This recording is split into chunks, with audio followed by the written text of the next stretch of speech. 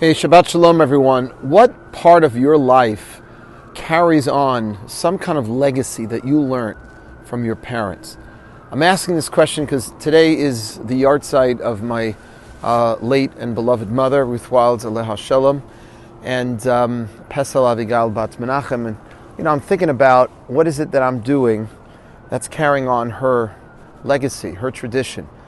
And in this week's parsha, that's exactly what we see Isaac doing in regard to his father Abraham. Something very strange Yitzchak does, and that is he's digging up all of these wells that his father dug, but the Philistines had put dirt in them and stopped them up again. And then he gives the names, he gives the wells the very same names that his father Abraham had given them.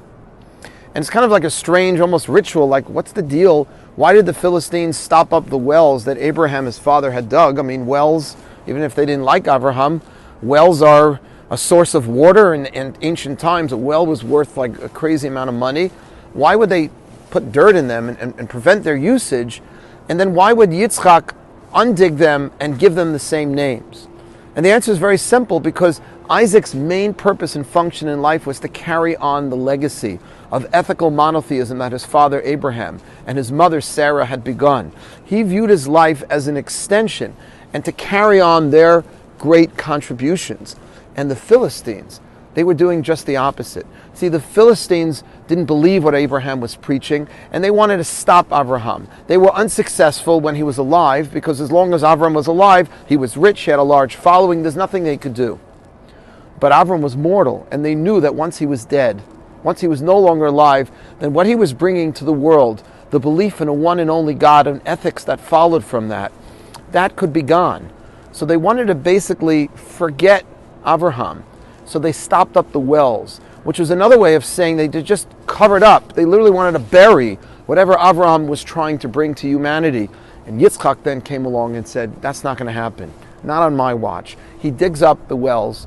He takes out the dirt. He makes them usable again, and he gives the same names to those wells that his father Abraham did, teaching us the great lesson. Now, I'm not saying that everything our parents did was always perfect, but what is it about your parents? And I'll tell you about my mother of blessed memory. She had this beautiful expanding Shabbat table. No matter how many people I schlepped home for my beginner service that I used to run back in Queens of a long time ago, when I started out in this business, there was always room for another Jew at the table. And basically that's what I continue to do in her memory at MJE. MJE, without all of the fanfare and organizational structure and 3 sites and budgets, and at the end of the day, it's an expanding Shabbat table. And that I learned from my mother, and that's something I've tried to keep on. What is that something from your parents, whether they're alive and you're blessed to have them in this world or not? What is it that you want to perpetuate, and how will you do that? How can you be a Yitzchak to your parents, Avraham or Sarah, and carry on something that was special or is special with your parents, to be able to perpetuate their legacy and to be able to continue to make the world a better place because of the way they lived and because of what you're doing to maintain that legacy? Shabbat Shalom.